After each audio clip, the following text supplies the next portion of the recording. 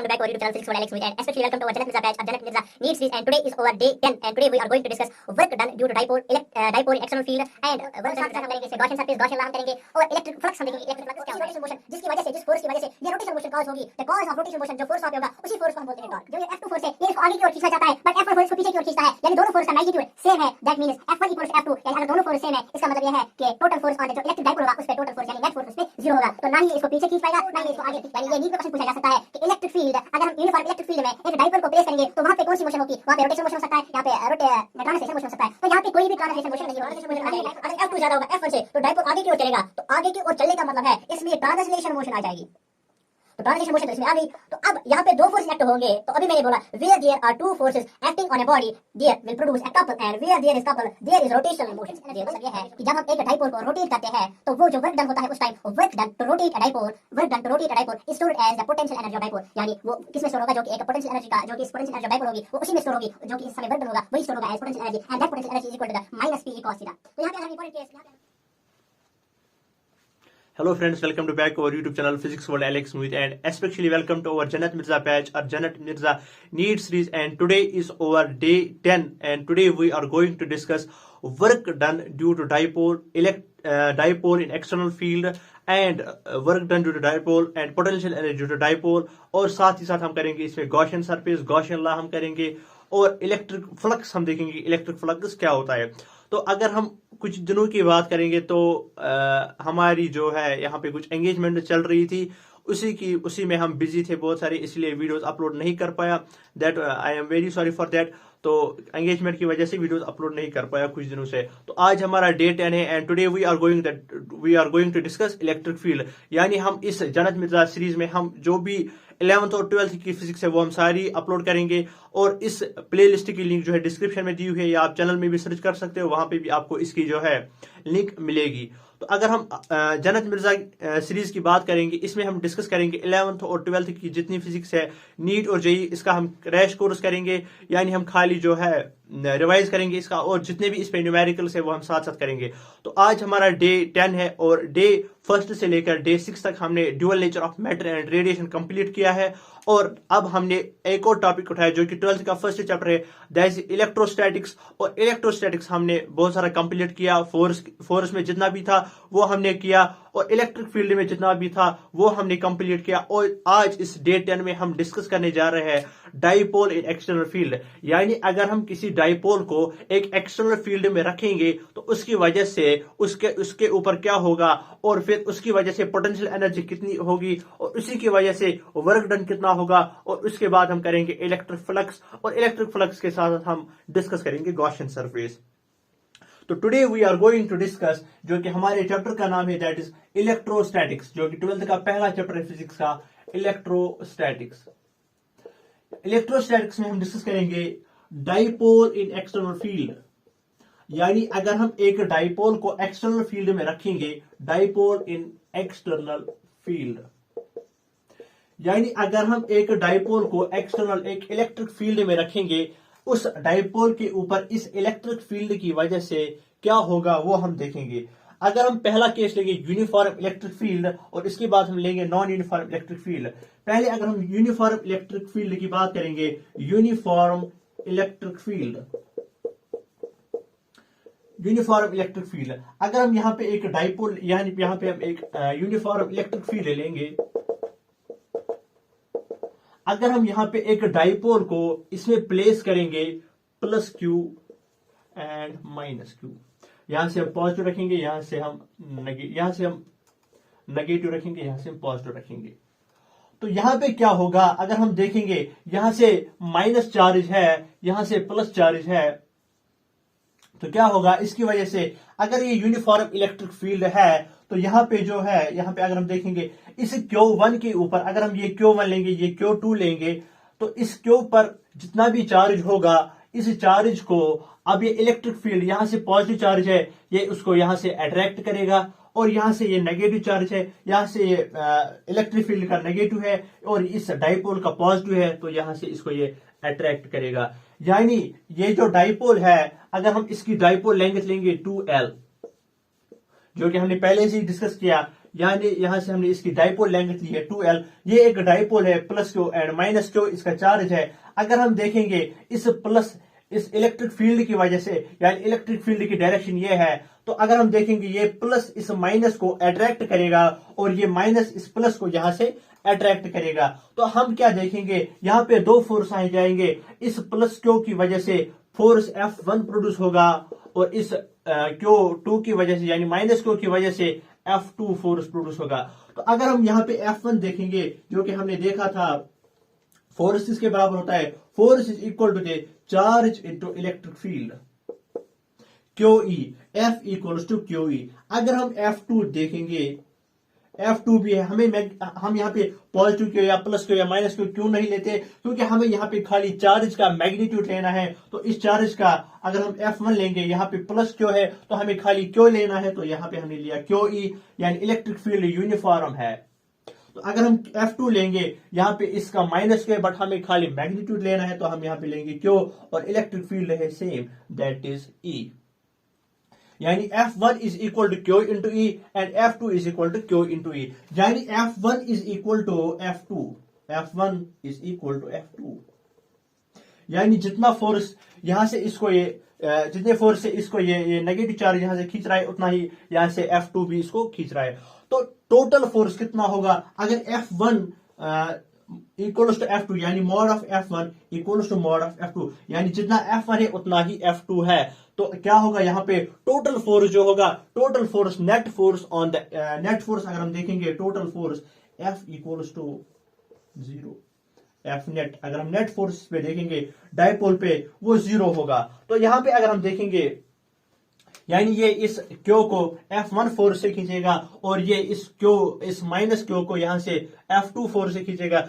F1 और F2 same है, तो यानी ये फोर्स F1 ये F2 को कैंसिल करेगा, यानी total force on dipole in the uniform electric field, यानी total force on dipole in the uniform electric field is 0। यानी F नेट यानी total force on electric dipole in uniform electric field is 0। ये यहां से NEET में question पूछा जाता है। तो अब अगर हम बात करेंगे यहां से, अगर फोर्स 0 होगा, तो फोर्स अगर 0 होगा तो इसका मतलब यहां पे ट्रांसलेशन मोशन नहीं होगी। अगर F नेट 0 है इसका मतलब नो ट्रांसलेशन मोशन, यानी F2 जो ये F2 फोर्स है ये इसको आगे की ओर खींचना चाहता है, बट F1 फोर्स इसको पीछे की ओर खींचता है, यानी दोनों फोर्स का मैग्नीट्यूड सेम है। That means F1 equals to F2, यानी अगर दोनों फोर्स सेम है इसका मतलब यह है कि टोटल फोर्स ऑन द जो इलेक्ट्रिक डाइपोल होगा उस पे टोटल फोर्स यानी नेट फोर्स उस पे 0 होगा। तो ना ही ये इसको पीछे खींच पाएगा ना ही ये इसको आगे खींच पाएगा।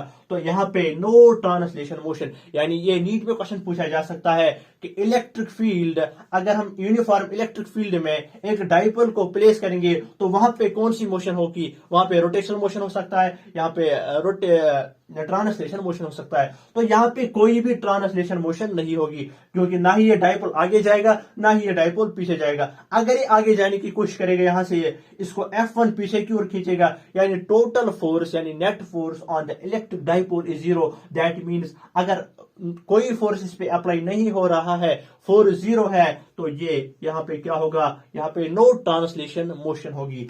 तो अगर यहाँ पे नो ट्रांसलेशन मोशन है, अगर यहाँ पे नो ट्रांसलेशन मोशन है और हमने देखा है अगर दो फोर्स एक बॉडी पे एक्ट करते हैं, when two forces acting on a same body they form a couple,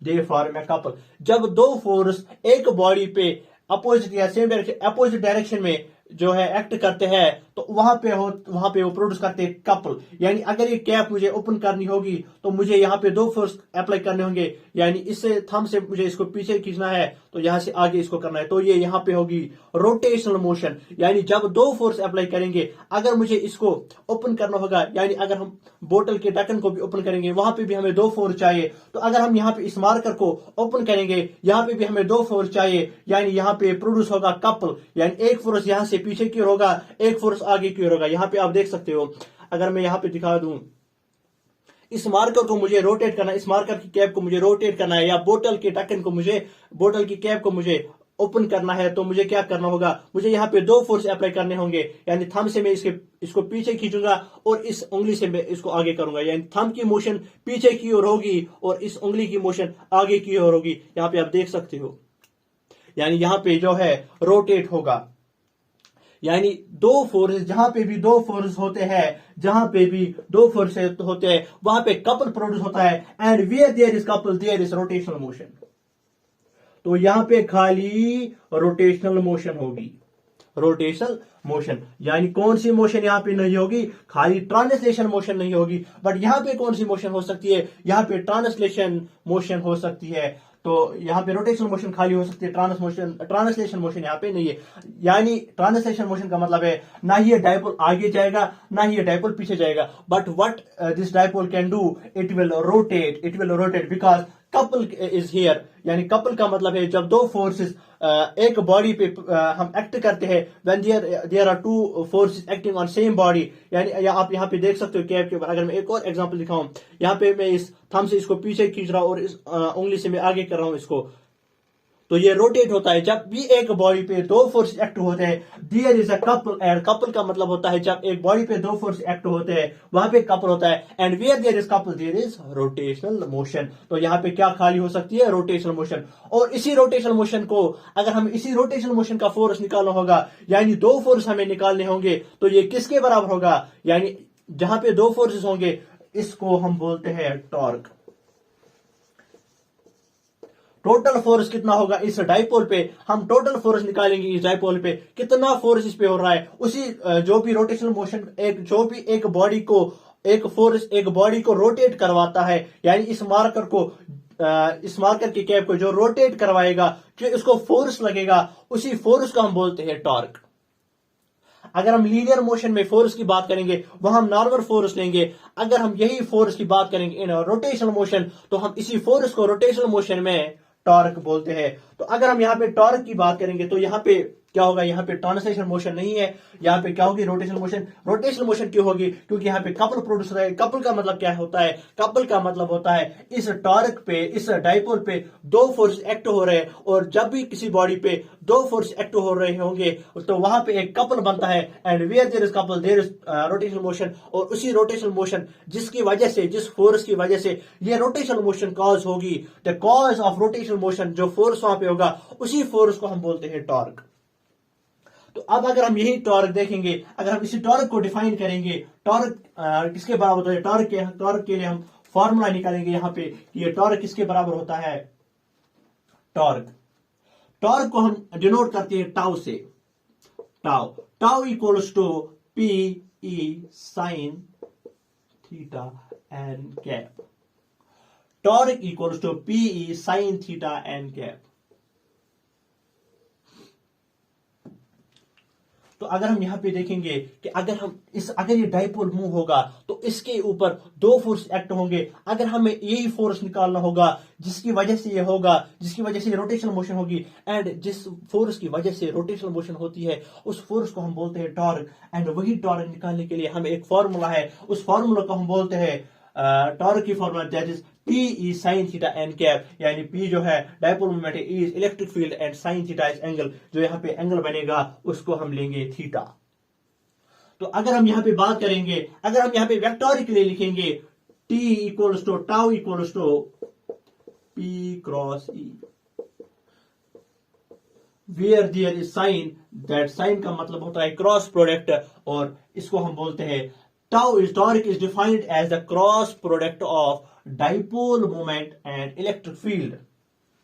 The cross product of dipole moment and electric field gives the torque. The cross product of dipole moment and electric field gives the torque.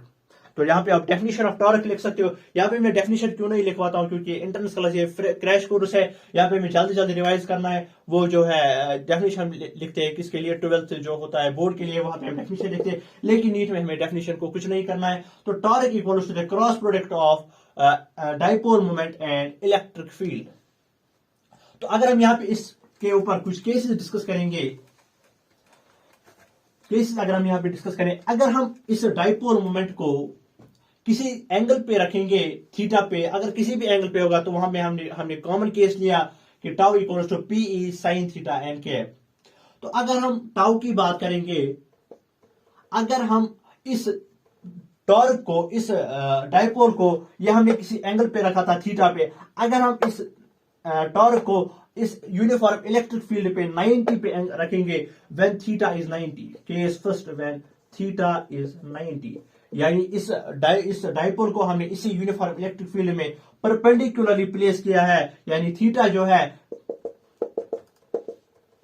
Theta है वो यहां पे 90 है, यानी जो इस dipole, यानी theta किसके बिटवीन है, theta is between the dipole and the electric field. जो इस डाइपोल और इस इलेक्ट्रिक फील्ड के दरमियान जो एंगल होगा, यहां पे मैंने 90 लिया, वो हमें लेना है। जब हम एक डाइपोल को परपेंडिकुलरली प्लेस करेंगे एक यूनिफॉर्म इलेक्ट्रिक फील्ड में, तो उस समय क्या होगा, that is p e sine 90, and sine 90 का वैल्यू क्या होता है, दैट इज 1, यानी tau is maximum, tau equals to p e, यानी मैक्सिमम मिलेगा उस टाइम।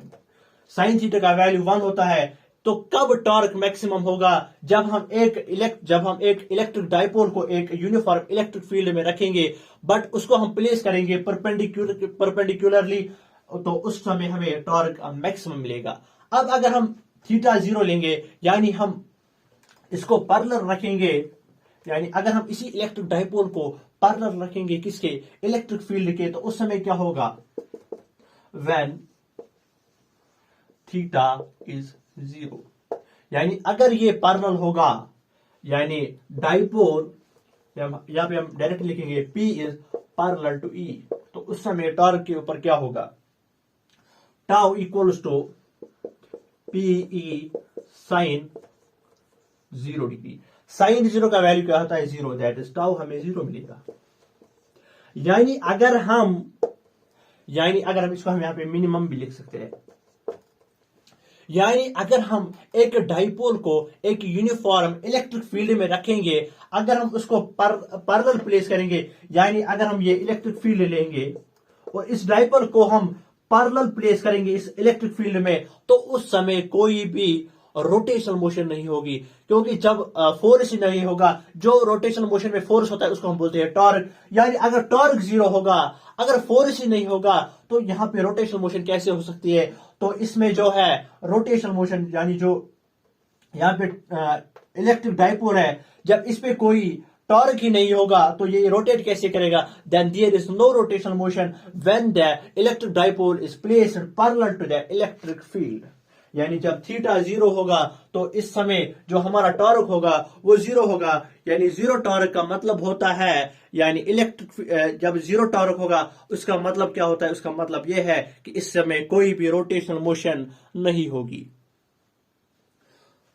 अगर रोटेशनल मोशन 0 होगी, तो यहां पे इसका मतलब क्या है, यानी डाइपोल अब रोटेट नहीं करेगा, यहां पे डाइपोल करेगा इतनी स्पीड से कि वहां पे जो वैल्यू है वो मैक्सिमम होगा जब हम इसको परपेंडिकुलर प्लेस करेंगे। तो अगर हम यहां पे एक और इंपॉर्टेंट केस डिस्कस करेंगे, टॉर्क यानी electric dipole in non uniform electric field. जब हम एक इलेक्ट्रिक डाइपोल को नॉन यूनिफॉर्म इलेक्ट्रिक फील्ड में रखेंगे, this is non uniform electric field.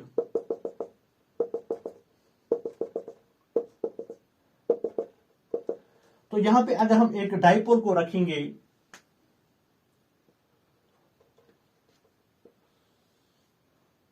Angle theta, यहां पे हम लेंगे -q और यहां पे हम लेंगे +q, तो यहां से देखेंगे पॉजिटिव, यहां से नेगेटिव, यानी डायरेक्शन यहां से होगी। ये जो इलेक्ट्रिक फील्ड है, ये इस टाइम में नॉन यूनिफॉर्म है। यहां पे हम टॉपिक लिखेंगे, that is dipole in non uniform electric field. यानी अगर हम यहां पे ये जो होगा, जो ये प्लस होगा, ये इस माइनस को अट्रैक्ट करेगा, यहां पे इस फोर्स का नाम लेंगे F1, और यहां पे जो है ये पॉजिटिव इस नेगेटिव को अट्रैक्ट करेगा, तो यहां पे होगा फोर्स F2। तो इस समय क्या होगा, नॉन यूनिफॉर्म जब इलेक्ट्रिक फील्ड होगा उस समय क्या होगा, उस समय ये होगा कि जो F1 है is not equal to F2। यहां नॉन यूनिफॉर्म का मतलब यही है, अभी जो इलेक्ट्रिक फील्ड था वो यूनिफॉर्म था, जितना फोर्स यहां की ओर था उतना ही यहां से था, तो जो टोटल फोर्स था वो जीरो था, जो कि एक डायपोल पे जो भी फोर्स था वो जीरो था। तो इस समय ट्रांसलेशन मोशन नहीं होती है। तो इस समय क्या होता है नॉन यूनिफॉर्म इलेक्ट्रिक फील्ड में, तो यहां से कुछ और इलेक्ट्रिक फील्ड का वैल्यू होगा, यहां से इलेक्ट्रिक फील्ड का वैल्यू कुछ और होगा। That means F1 is not equal to F2। तो अगर यहां पे दोनों फोर्सेस सेम नहीं है, तो अगर यहां पे जो है किसी टाइम F1 मैक्सिमम होगा, किसी टाइम F2 मैक्सिमम होगा, टोटल फोर्स क्या होगा F1 minus F2, greater minus lower. अगर किसी टाइम F1 बड़ा होगा F2 छोटा होगा, तो टोटल फोर्स आ जाएगा F1 माइनस F2। अगर किसी टाइम F2 बड़ा होगा F2 छोटा होगा, तो उस टाइम फोर्स होगा F2 माइनस F1। यानी कुछ वैल्यू, कुछ यहां पे अगर हम देखेंगे यहां पे कुछ फोर्स का जो है वैल्यू आ जाएगा। अगर फोर्स का वैल्यू आ गया दैट मीन्स यहां पे ट्रांसलेशन मोशन होगी। Hence here is both translation and rotational motion.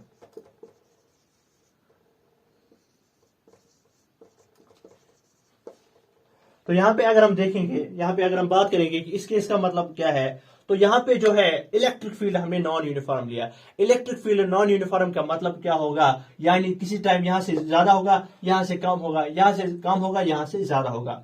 तो अगर यहां से ज्यादा होगा यानी F1 ज्यादा होगा, तो उस टाइम F2 कम होगा। F1 ज्यादा होगा, F1 is greater than F2, तो टोटल फोर्स होगा F1 माइनस F2, यानी कुछ वैल्यू यहां पे फोर्स का आ जाएगा। अगर F1 ज्यादा होगा तो ये डायपोल यहां की ओर चलेगा।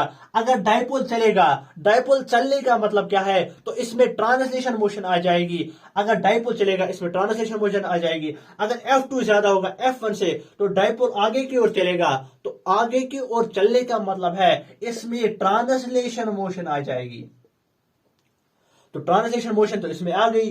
तो अब यहां पे दो फोर्सेस एक्ट होंगे। तो अभी मैंने बोला where there are two forces acting on a body there will produce a couple, and where there is couple there is rotational motion, there is rotational motion. तो अगर हम एक ये बात याद रखना, ये नीट में पूछी जा सकती है, अगर हम किसी डायपोल को नॉन यूनिफॉर्म इलेक्ट्रिक फील्ड में रखेंगे तो उस समय दोनों मोशन होगी, वहां पे ट्रांसलेशन मोशन भी होगी, वहां पे रोटेशनल मोशन भी होगी। तो यहां पे हमने दो केस किए। पहला किया dipole in uniform electric field, उस समय खाली रोटेशनल मोशन थी, उस समय ट्रांसलेशन मोशन नहीं होती थी।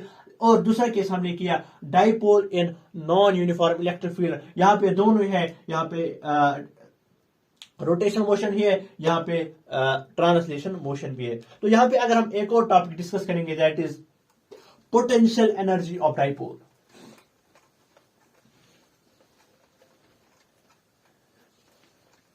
Potential energy of dipole.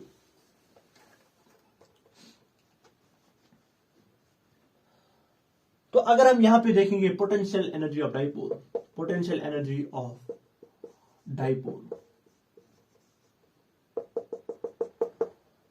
Potential energy का मतलब क्या है, अगर हम किसी डायपोल को रोटेट करेंगे, अगर हम किसी डायपोल को रोटेट करेंगे, वहां पे जो वर्क डन होगी, अगर कोई जो है डायपोल रोटेट कर रहा है तो वहां पे कुछ वर्क डन होगी, and that work done is stored as the potential energy of dipole. इसी को हम बोलते हैं पोटेंशियल एनर्जी ऑफ डायपोल। अगर किसी जगह रोटेशनल मोशन होती है या ट्रांसलेशन मोशन, तो वहां पे वर्क डन होगी, work done to rotate a dipole, work done to rotate a dipole. उस समय जो वर्क डन होगी वो स्टोर होगी as potential energy of dipole, यानी work done to rotate a dipole is stored as potential energy of dipole. तो इसी potential energy is equal to the minus PE cos theta, यानी यही potential energy किसके बराबर होती है, माइनस पीई कॉस थीटा। यानी पोटेंशियल एनर्जी का मतलब यह है कि जब हम एक डायपोल को रोटेट करते हैं तो वो जो वर्क डन होता है उस time, work done to rotate a dipole, work done to rotate a dipole is stored as the potential energy of dipole. यानी वो किस में स्टोर होगा, जो कि एक पोटेंशियल एनर्जी का, जो कि इस पोटेंशियल एनर्जी ऑफ डाइपोल होगी वो उसी में स्टोर होगी, जो कि इस समय वर्क डन होगा वही स्टोर होगा as potential energy, and that potential energy is equal to the minus PE cos theta. तो यहाँ पे अगर हम इंपॉर्टेंट केस, यहाँ पे अगर हम देखेंगे वेक्टोरिकली हमें कॉस के देता है, वेक्टोरिकली हमें कॉस देता है क्रॉस प्रोडक्ट, सॉरी वेक्टोरिकली जो हमें कॉस देता है दैट इज डॉट प्रोडक्ट। अभी हमने क्रॉस प्रोडक्ट है, अब है डॉट प्रोडक्ट। तो P equals to vectorially P vector equals to minus P dot E, यानी dot product of potential energy, dot product of dipole moment and electric field gives the potential energy of dipole। अभी क्या था, अभी था tau equals torque equals to P cross E। यहां पे आप देख सकते हो cross product of dipole moment and electric field gives the torque, and dot product of dipole moment and electric field gives the potential energy of dipole. यहाँ पे दो cases, यहाँ पे आप कंपेयर कर सकते हो। टॉर्क जो हमें कौन देता है, टॉर्क हमें देता है cross product of dipole moment and electric field, और जो हमारी पोटेंशियल एनर्जी है वो कौन हमें देता है, that is dipole moment and electric field का डॉट प्रोडक्ट, यानी dot product of electric dipole, dot product of dipole moment and electric field gives the potential energy of dipole. तो यहाँ पे अगर हम केस डिस्कस करेंगे, केस फर्स्ट, अगर हम इस डाइपोल को प्लेस करेंगे परपेंडिकुलर, यानी जो थीटा है जैसा अभी हमें लिया था, ये जो थीटा एंगल है, this theta angle is between the dipole and electric field, ये इलेक्ट्रिक फील्ड है और ये डाइपोल है। हम पहले परपेंडिकुलर रखेंगे इसको, यानी जो डाइपोल होगा वो किसके परपेंडिकुलर होगा, dipole is perpendicular to the electric field, यानी थीटा का मतलब है theta is angle between the dipole, electric dipole and electric field, यानी ये जो इलेक्ट्रिक फील्ड है और यहां से हम परपेंडिकुलर इसको प्लेस करेंगे डाइपोल, तो उस समय हम देखेंगे कि पोटेंशियल एनर्जी कितनी होगी। तो potential energy equals to minus PE cos 90, यानी परपेंडिकुलर, यानी P is perpendicular to E। cos 90 का वैल्यू क्या होता है, cos 90 का वैल्यू 0 होता है, देन पोटेंशियल एनर्जी 0। यानी जब हम किसी इलेक्ट्रिक फील्ड में एक डाइपोल को रखेंगे, उस परपेंडिकुलरली प्लेस करेंगे, तो उस समय जो हमारी पोटेंशियल एनर्जी होगी वो 0 होगी। That means no work is done when the dipole is, जब भी हम यहाँ पे इसका मतलब है जब भी हम एक डाइपोल को इलेक्ट्रिक फील्ड में प्लेस करके परपेंडिकुलरली, हमें कोई भी वर्क नहीं करना पड़ेगा। यानी पोटेंशियल यही होता है ना, work done against, work done to rotate dipole, कितनी वर्क हमें लगेगी एक डाइपोल को रोटेट करने में, work done to rotate dipole, कितनी वर्क हमें लगेगी एक डाइपोल को रोटेट करने में, वही स्टोर होती है एज पोटेंशियल एनर्जी। यानी यहाँ पे हमें वर्क 0 लगी, यानी वर्क ही नहीं लगी, फिर भी डाइपोल जो है रोटेट होता है। तो अगर हम एक डाइपोल को परपेंडिकुलर प्लेस करेंगे एक इलेक्ट्रिक फील्ड में, तो हमें कोई वर्क नहीं करना पड़ेगा, डाइपोल खुद जो है रोटेट करेगा। No work is done to rotate a dipole against electric field when dipole is placed perpendicular to the electric field। यहाँ पे हमें कोई भी वर्क नहीं करना पड़ेगा। अगर हम केस सेकंड देखेंगे, यहाँ पे case second equals to P is parallel to E, यानी थीटा जो यहाँ पे 0 है, P equals to minus PE, यानी यहाँ पे cos का वैल्यू अब 0, यहाँ पे cos आ जाएगा cos 0, यानी जब पैरेलल होगा तो थीटा जो है 0 होगा, एंगल वहां पे 0 होगा, तो यहाँ पे हमें आ जाएगा माइनस पी, यानी यहाँ पे माइनस पी है। जब देखो, जब हमने अभी जो है इलेक्ट्रिक एक डाइपोल को रखा था किसमें, इलेक्ट्रिक फील्ड में, तो वहां पे जो हमारा जो टॉर्क था वो हमें 0 मिल गया। उस समय 0 क्यों टॉर्क मिल गया, उस समय 0 क्यों टॉर्क मिल गया, क्योंकि वहां पे हमें वर्क करनी पड़ती है। वो कितनी वर्क होती है, वही स्टोर होती है एज पोटेंशियल एनर्जी, वहां पे हमें वर्क करनी पड़ती है, दैट इज माइनस पी। जब हमने एक डाइपोल को प्लेस किया था परपेंडिकुलरली परपेंडिकुलरली, वहां पे हमें टॉर्क मैक्सिमम मिला था, टाउ इक्वल्स टू पीई। तो वहां पे हमें टॉर्क मैक्सिमम मिला था। जब टॉर्क वही से मिल रहा है, दैट मीन्स हमें कोई भी वर्क नहीं करना पड़ेगा, that means work done is zero. जब हमें कोई भी वर्क नहीं करना पड़ेगा तो खुद ब खुद डाइपोल जो है रोटेट हो जाएगा। अगर हम इसको पैरेलल प्लेस करेंगे, पैरेलल एक डाइपोल को हम जो है पैरेलल प्लेस करेंगे, तो वो वहां पे रुका हुआ था, टॉर्क हमें जीरो मिला था। अब हमें उसको घुमाने के लिए वहां पे वर्क करनी पड़ेगी, और कितनी वर्क करनी पड़ेगी, -p, और वही वर्क फिर हो जाएगा stored as potential energy of dipole, and that potential energy of dipole is equal to that -pe। यानी यहाँ पे आप देख सकते हैं, अगर हमें किसी भी एंगल पे निकालना होगा, यहाँ पे दो मैंने स्पेशल केस लिए, एक तो 90 पे, एक 0 पे, तो आप किसी भी एंगल पे निकाल सकते हो। मैंने यहाँ पे एंगल थीटा दिया, किसी भी एंगल पे निकाल सकते हो, आप थीटा के वैल्यू दे सकते हो। यहाँ पे एक और केस हम डिस्कस करेंगे, that is work done to rotate dipole. अब कितनी वर्क करनी पड़ेगी एक जो है डाइपोल को घुमाने के लिए।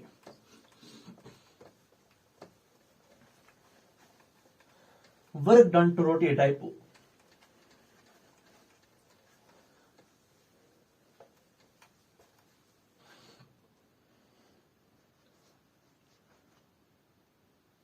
work done to rotate dipole।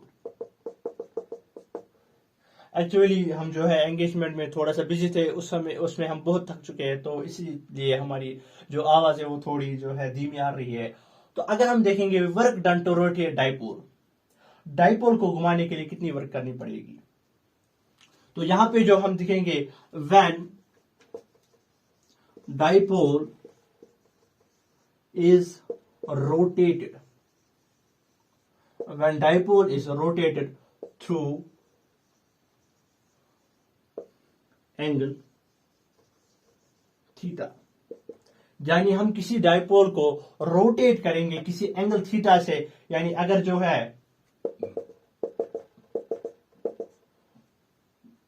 अगर हमें किसी डाइपोल को रोटेट करना होगा, वहां पे कितनी वर्क करनी पड़ेगी, उसके लिए हमें फॉर्मूला है work equals to PE 1 minus cos theta, PE 1 minus cos theta. तो यहां पे जो work done to rotate dipole, work done जो बराबर होगा वो होगा पीई 1 माइनस कॉस थीटा। यानी कितनी वर्क हमें लगेगी एक डाइपोल को रोटेट करने के लिए, तो उसको हम बोलते हैं work done to rotate dipole. और वही फॉर्मूला बराबर होता है W equals to PE 1 minus cos theta. तो यहां पे अगर हम स्पेशल केस देखेंगे, व्हेन थीटा इज 90, अगर थीटा 90 होगा तो कॉस 90 का वैल्यू क्या होता है, कॉस 90 का वैल्यू 0 होता है। तो ये यहां पे बनेगा W इक्वल्स टू, यानी ये टर्म 0 बनेगी, cos 90 का वैल्यू 0 होता है। तो यहां पे हमें खाली 1 minus 0 is 1 into P, that is PE. यानी जब एक डाइपोल परपेंडिकुलरली प्लेस होगा तो वहां पे हमें कितनी वर्क करनी पड़ेगी, दैट इज पीई। तो अगर हम यहां पे देखेंगे, व्हेन थीटा इज 0, अगर थीटा 0 होगा, यानी अगर ये पैरेलल होगा, तो अगर हम यहां पे देखेंगे वर्क डन कितनी होगी, यहां पे अगर हम देखेंगे पीई 1 माइनस कॉस 0 का वैल्यू कितना होता है, that is 1, that is 1 minus 1 equals to p 0. 1 minus 1 is 0 and 0 multiplied by this equals 0. यहां पे एक और केस में दिखाऊंगा जिससे हमें जो है एक न्यूमेरिकल भी निकलेगा। तो अगर हम यहां पे अब when theta is 180, when theta is 180, तो वहां पे जब थीटा 180 होता है तो cos 180 का वैल्यू कितना होगा, cos 180 का वैल्यू होगा दैट इज -1। तो यहां पे अगर हम देखेंगे फॉर्मूला यूज करेंगे, W equals to PE 1 minus, यानी 1 माइनस अब cos थीटा का वैल्यू, यानी cos 180 का वैल्यू दैट इज -1, और -1 और -1 दैट इज +1, तो ये बन जाएगा 2, तो वर्क डन मिलेगा 2 PE। यानी जब डाइपोल को हम प्लेस करेंगे anti parallel, when dipole is placed to the anti parallel, जब हम किसी डाइपोल को एंटी पैरेलल प्लेस करेंगे तो वहां पे हमें ज्यादा वर्क करना पड़ेगा। यानी देखो अगर ऐसा होगा पहले डाइपोल तो यहाँ पे कम वर्क करना पड़ेगा, फिर हम डाइपोल को ऐसे रखेंगे तो यहाँ पे ज्यादा वर्क डन करनी पड़ेगी, दैट इज 2 PE। यही क्वेश्चन JEE 2015 में पूछा गया था। आप पेपर चेक कर सकते हो कितनी वर्क करनी पड़ेगी एक डाइपोल को रोटेट करने में, कितनी वर्क करनी पड़ेगी एक डाइपोल को रोटेट करने में जब हम उस डाइपोल को प्लेस करेंगे इलेक्ट्रिक फील्ड में। जब हम एक डाइपोल को प्लेस करेंगे इलेक्ट्रिक फील्ड में जब वो उसके एंटी पैरेलल होगा। तो अगर हम बात करेंगे आज के वीडियो में हमने क्या क्या डिस्कस किया, आज के वीडियो में हमने जो है डिस्कस किया, पहले हमने डिस्कस किया कि डॉट जो डाइपोल है इन एक्सटर्नल फील्ड, फिर उसके दो केसेस किए, यूनिफॉर्म और नॉन यूनिफॉर्म, फिर उसके अलग अलग केस किए कि अगर 90 पे होगा, अगर 0 होगा, अगर 90 होगा उस टाइम क्या होगा, अगर 0 होगा उस टाइम क्या होगा। फिर हमने जो है पोटेंशियल एनर्जी ऑफ डाइपोल निकाली, उसके लिए दो केस किए, फिर जो है work done to radiate dipole, ये हमने किए। आज की वीडियो में हम जो है इतना ही डिस्कस करेंगे। जो दूसरा वीडियो होगा लेक्चर नंबर 11 उसमें हम डिस्कस करेंगे जो है टॉर्क तो हमने डिस्कस कर लिया, इसमें हम रह गया। अब हम डिस्कस करेंगे इलेक्ट्रिक फ्लक्स, और इलेक्ट्रिक फ्लक्स जो है इलेक्ट्रिक फ्लक्स के साथ साथ जो हम डिस्कस करेंगे इलेक्ट्रिक फ्लक्स के साथ साथ हम डिस्कस करेंगे गॉसियन सरफेसेस, और जो है गॉसियन सरफेस में जितने भी न्यूमेरिकल्स होंगे गॉसियन सरफेस पे, यानी जितने भी उस समय केसेस होंगे, यानी स्फेयर होगा, प्लेट्स होंगे, पैरेलल प्लेट्स होंगे, 3 प्लेट्स होंगे, उन समय क्या होगा वो हम देखेंगे। तो आज की वीडियो में हम इतना ही डिस्कस करेंगे। तो अब जो है हम जैसे हर लेक्चर की जो है कुछ दिनों से हम हैप्पी एंडिंग करते हैं, यानी शेयरों के साथ हम लेक्चर का जो है एंडिंग करते हैं। तो यहाँ पे एक शेयर मैंने अपने फ्रेंड के लिए लिखा था, उससे ये अभी जो है हो रहा है। दिल टूटा तो आवाज बहुत देर तक सुनाई दी, दिल टूटा तो आवाज बहुत देर तक सुनाई दी, कुछ इस तरह हर टुकड़े ने उसकी बेवफाई की गवाही दी, कुछ इस तरह हर टुकड़े ने उसकी बेवफाई की गवाही दी। मैं संभलता भी आखिर कैसे, मुझे कल मोड़ पर वो किसी और के साथ दिखाई दी। तो ये मेरे फ्रेंड के लिए था। तो एक और जो हमने लिखा था, क्यों ना गुरूर करूं अपने आप पर, मुझे तो उसने चाहा जिसे हजारों चाहते थे। तो एक और अगर यहाँ पे हम डिस्कस करेंगे तो वो ये है कि आसमां में खलबली है सब यही कह रहे हैं, आसमान में खलबली है सब यही कह रहे हैं, कौन फिरता है जमीन पर चांद सा चेहरा लेके, आसमान में खलबली है सब यही कह रहे हैं, कौन फिरता है जमीन पर चांद सा चेहरा लेके। तो आज की वीडियो में हम इतना ही डिस्कस करेंगे। नए वीडियो के लिए ऑल द वेरी बेस्ट।